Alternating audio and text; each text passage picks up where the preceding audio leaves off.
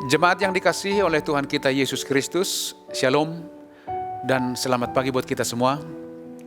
Sebelum kita melakukan aktivitas hari ini, marilah kita terlebih dahulu mendengarkan firman kehidupan di pagi hari, Kamis 25 November 2021. Tema firman kehidupan kita hari ini adalah, nyatakanlah dalam hidupmu bahwa engkau umat Allah.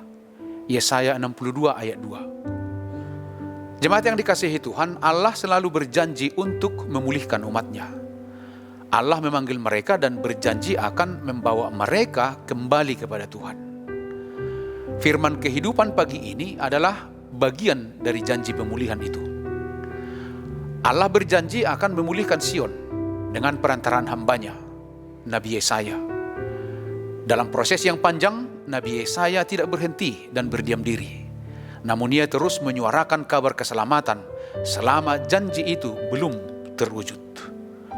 Allah menjanjikan pemulihan dengan sebuah masa depan yang gemilang. Tetapi umatnya harus terus berperan aktif dalam penantian itu.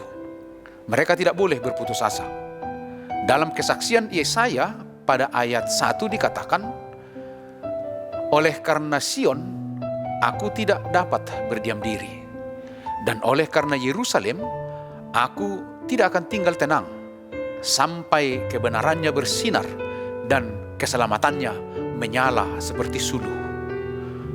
Perkataan ini mengajak dan mengajarkan bahwa Tuhan menginginkan setiap umatnya, saudara dan saya, terus berdoa dengan tekun sampai janji Tuhan dinyatakan kepada kita. Model pengajaran seperti ini juga menjadi bagian dari pengajaran Tuhan Yesus tentang berdoa dengan tidak jemu-jemu. Lukas 18 ayat 1 sampai ayat yang ke-8. Berdoa dengan tidak jemu-jemu adalah merupakan ciri kehidupan orang beriman. Janji Tuhan adalah eskatologis. Kita tidak tahu kapan dan bagaimana Tuhan mewujud nyatakan janji itu kepada setiap orang.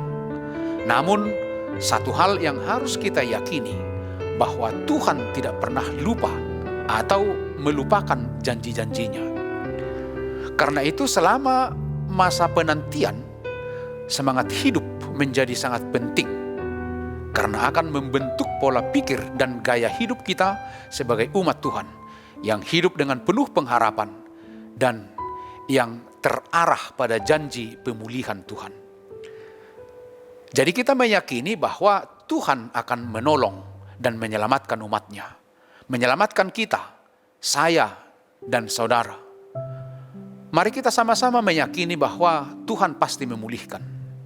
Karena tanpa pemulihan itu, bangsa lain tidak akan dapat melihat kuasa dan kasih Allah yang begitu dahsyat itu. Kuasa dan kasih Allah itu nyata di dalam kehidupan umatnya, di dalam kehidupan kita. Itu yang dinyatakan melalui firman kehidupan pagi ini. Bahwa bangsa-bangsa akan melihat kebenaran itu di dalam kehidupan umatnya. Dan semua raja akan melihat kemuliaan Tuhan juga melalui hidup umatnya. Artinya kuasa dan kasih Allah itu nyata di dalam diri orang-orang yang percaya kepada Tuhan. Yaitu saya dan saudara.